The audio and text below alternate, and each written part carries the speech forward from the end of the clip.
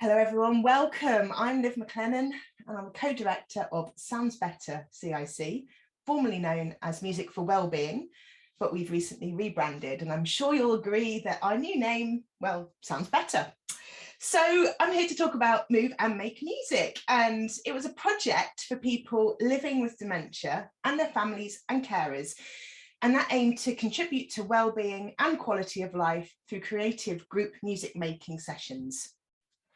So the project offered music making sessions in two locations, Downton in South Wiltshire and Tisbury in Southwest Wiltshire. In Downton, Move and Make Music established a new group who came together specifically for this project. And in Tisbury, Move and Make Music was organised in partnership with an existing memory group. Each group met in community venues for 90 minutes on alternate weeks for 12 sessions between September 2021 and March 2022. And the activities it carried out included singing familiar songs, learning new songs, group songwriting, and creative movement and dance. And the sessions were tailored to people's interests and the feedback that we gained from the groups as well. And the music making was led by two music facilitators, and that was supported by volunteers and paid group coordinators. Now, this project was open to anyone living with dementia. People or their families and carers could self-refer to take part, and we at Sounds Better also worked with local health, social care, community development and voluntary organisations to seek referrals to the project. It was funded by the Paul and Nick Harvey Fund alongside support from Music for Dementia and the Utley Foundation. So many thanks to the funders for making this happen. So a total of 13 people living with dementia, 5 older people who didn't have dementia, 9 family members or carers, and 3 professional carers participated in the project. So a total of 30 people across 2 groups. And we also had a project team of 7, which was really necessary, and that included coordinators, facilitators, and volunteers. So the majority of participants were living with dementia or a degree of memory loss. One older participant didn't have dementia, but she wanted a group activity in her local area, and this seemed to fit the bill for her. And there were a mix of family carers, professional carers who supported people living with dementia that attended as well. In the Tisbury group, most people lived alone in the village or close by, and then some were in neighbouring villages. And for the Downton group, almost all the participants lived with their spouse, who was their carer. And in Downton, there were people who lived in Downton and neighbouring villages as well, although some came from a bit of a wider geographical area, including Salisbury, Winterbourne, Dauncey and Fordingbridge, which is in Hampshire. Now, I'm saying this because it's just important to note the kind of challenges of rural services, I think, for people living with dementia. So Sounds Better commissioned a freelance evaluation specialist, that's Nell Farrelly, to help plan how the project was evaluated. She also gathered data and wrote evaluation reports. So this video presentation summarises a much longer evaluation report, and that's going to be available on our website or directly from us at Sounds Better. So the evaluation evidence collected includes audio recorded interviews with family carers, professional carers, volunteers and group coordinators. There were notes from musicians' reflection meetings, and then observation notes made by the evaluator. And she also gathered verbal comments by the participants in the groups as well. So we sought to address 4 evaluation questions through this process. The first question was, to what extent have the project aims and outcomes been achieved? The second was, what factors have influenced the achievement of those aims and outcomes? The third is, what's the most valuable or important about Move and Make Music to those involved?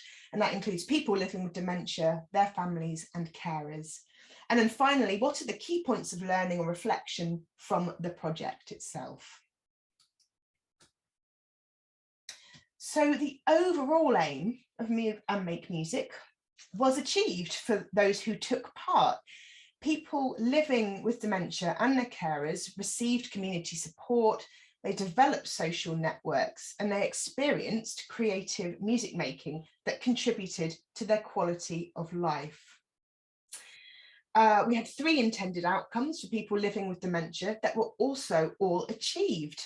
So those intended outcomes were increased or maintained well-being, a greater sense of social connectedness, and a shared sense of identity, both musical identity and self-identity, and sharing with others in the group.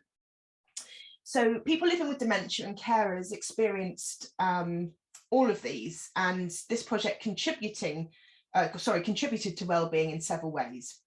So the sessions were designed to help maintain memory with repetition of some activities within the sessions and over time, such as welcome songs and certain favourite songs that came up as well through the group. And the music sessions created very enjoyable in-the-moment experiences for people living with dementia that carers recognise as important to maintaining well-being. And that was even if their family member couldn't recall taking part later on that day. Carers themselves reported pleasure from seeing their family member experiencing fun activities too. And social connectedness was achieved through providing a supported and safe environment and safe space where social interaction for people living with dementia and their carers was completely normalised, and just everyone was accepted for who they were and how they were in the space. And the sessions were really responsive to people's interests, and activities were adapted to include songs and poems that participants had brought into the group as well. And activities such as songwriting involved sharing life history and experiences with others. So we had outcomes that we were aiming to achieve for project partners as well, and they were achieved, as I'm really pleased to say. So we wanted to increase the skills and knowledge of the workforce, and that was achieved through both training that we could provide, and we partnered with Dementia Pathfinders to provide a level 2 dementia awareness course. And also we wanted to provide the opportunity for musicians to develop their music making practice. And that was through co-facilitation with a second music leader in each group. And that really did actually, really develop all of our practice. And songwriting and creative music making in a group setting with people living with dementia was an exploratory process for musicians.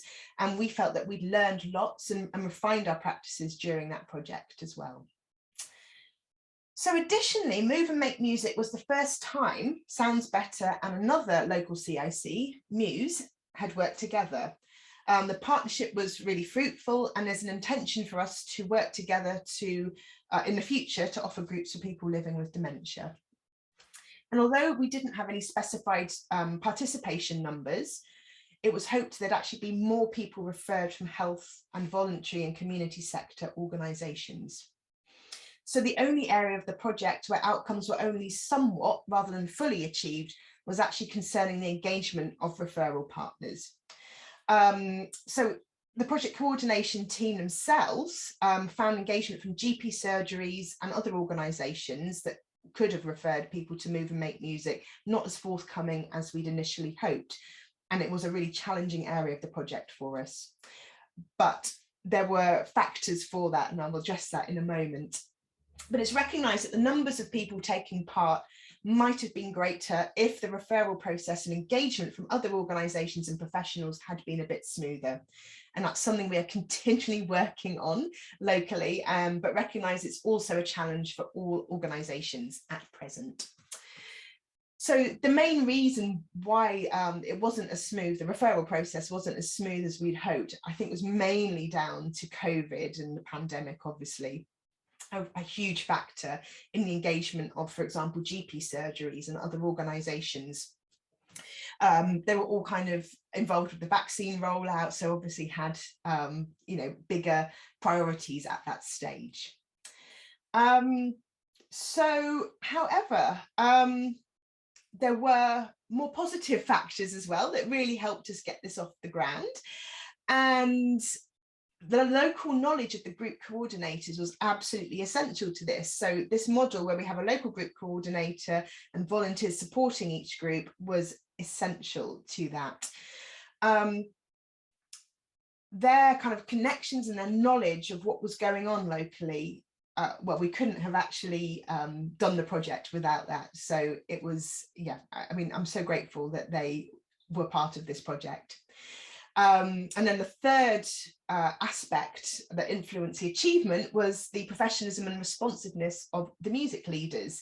So there were comments from people who were interviewed about the leaders, and they recognised it was the skills, the personalities, the professionalism and the responsiveness that engaged people, and that the rapport the music leaders developed with people living with dementia, their responsiveness to people's differing needs, and to quote a quote there, the joie de vivre that we brought to the groups were absolutely a factor in the fun and enjoyment experienced by all.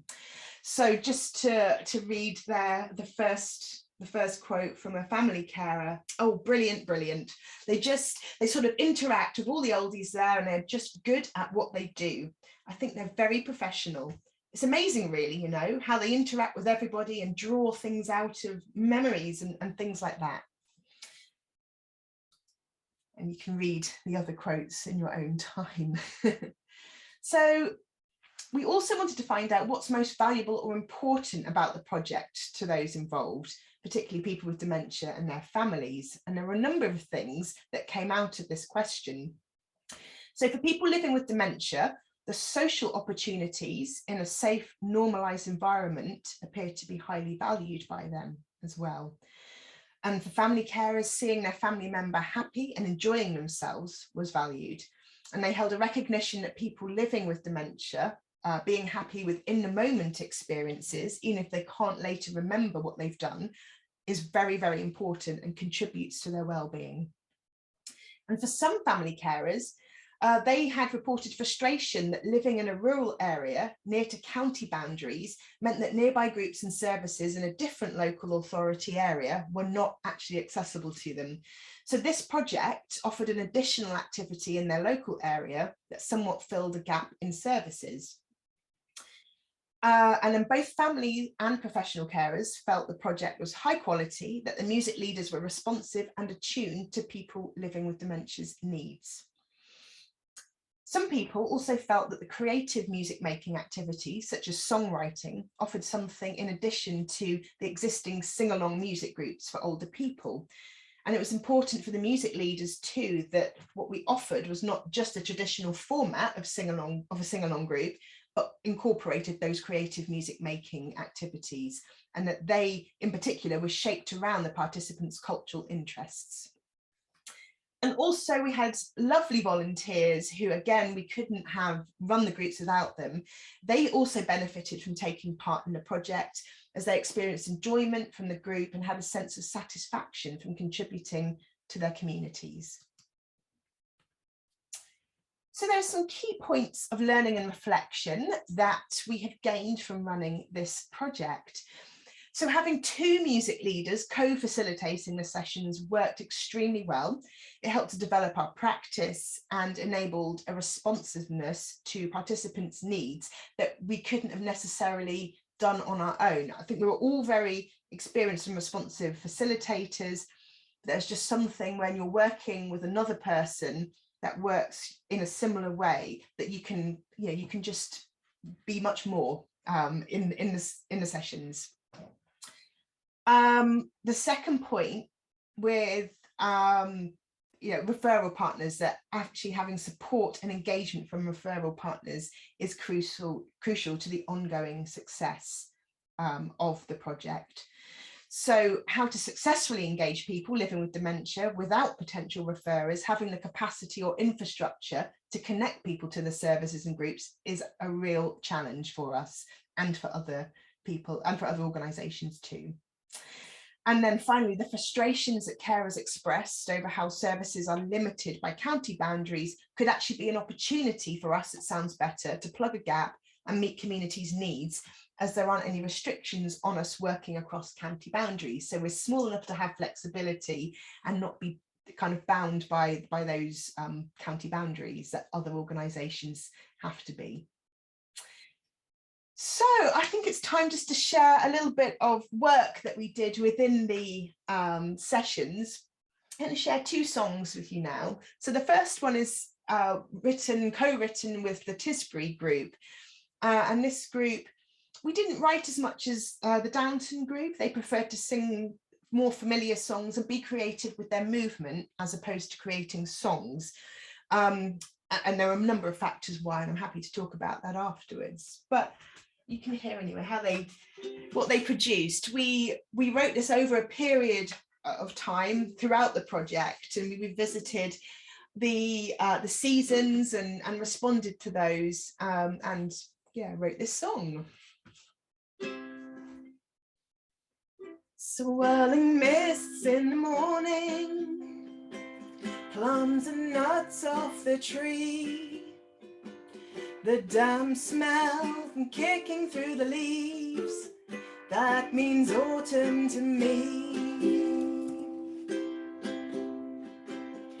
Hot soup and log fires, woolly gloves, hats and scarves, 4 layers keeping out the cold, that means winter to me. Daffodils bring us hope, football season's finally here, snowdrops arrive lightening my heart, that means spring to me.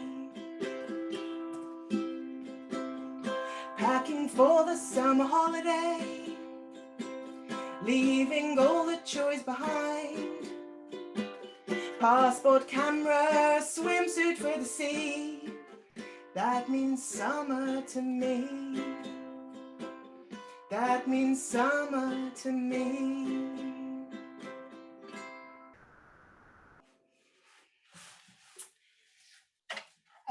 Yeah, it's lovely, isn't it? And we really enjoyed that, and we did a whole process around getting ideas. Some people who weren't very verbal, we gained ideas through movement, and if they came with a carer, it was very much done on a kind of dyadic basis. We're working together with them in the relationship there. So lots of different approaches to songwriting and tune making. And this one I thought was tied in nicely about the travel and being around the world as well. So this is the Downton group, who were newly formed, and they really took to creating songs together. I really enjoyed that process, and we started this again fairly early in the project and kind of wrote it over a period of time. So this is No Place Like Home. They both happen to be in the same key, but that's by accident more than design. I've been around the world 1,000 times or more to see the mountains stand upon the shore, or something like that. Shooting, fishing, engineering, the times were always good, but family always brings me back. There's no place like home, home where I belong. Green grass, whiskey and a song. There's no place like home, home where I belong. Green grass, whiskey and a song.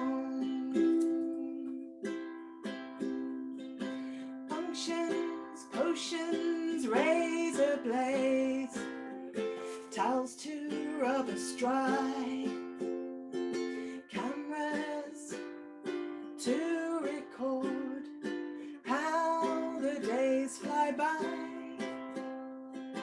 passports, postcards, luggage labels to speed us on our way, but family always brings me back. There's no place like home, home where I belong. Green grass, whiskey and a song. There's no place like home, home where I belong. Green grass, whiskey and a song.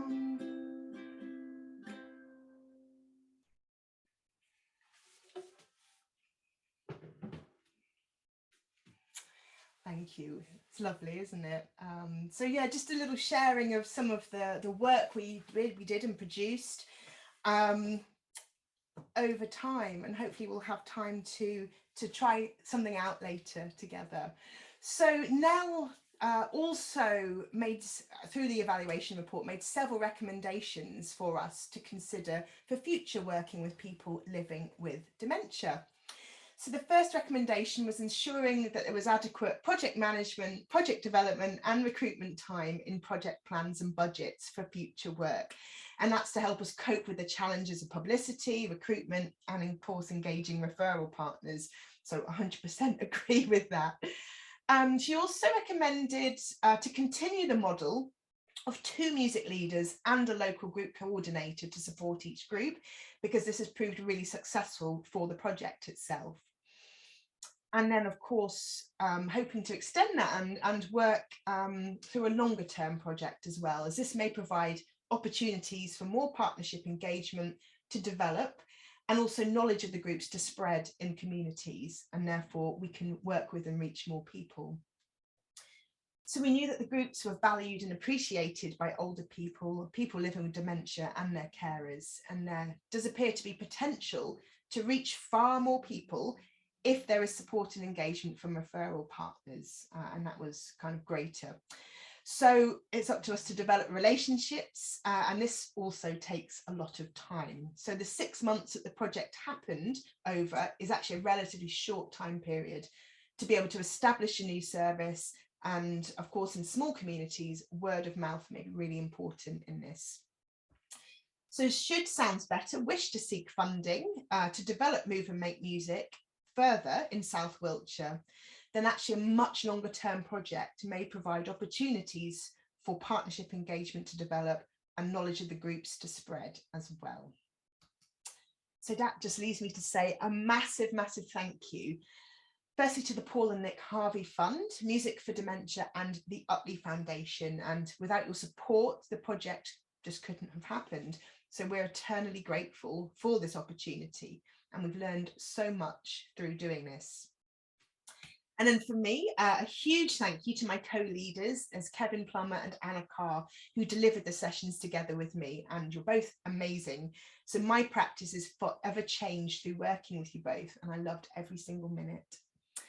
And then to our coordination team, to Jane and Anne-Marie, without whom none of this would have got out of my brain and actually into the room and into reality. So you're both amazing and fantastic, and I'm lucky to work with you. And of course, Nell Farrelly, who has carried out the most wonderful evaluation report. It's not just enlightening, but it's helpful, it's realistic, and it's sensitive as well to everyone's needs. We're very grateful for your work. Thank you. And then, of course, last but never least, to the gorgeous participants of each group. You have been the most fun and fabulous people to work with, and your stories and life experiences have taught me so much as a practitioner and as a person. I'm beyond privileged to have spent some time with you. Thank you, thank you, thank you. And here's to the next one, and hopefully with some green grass, whiskey, and a song.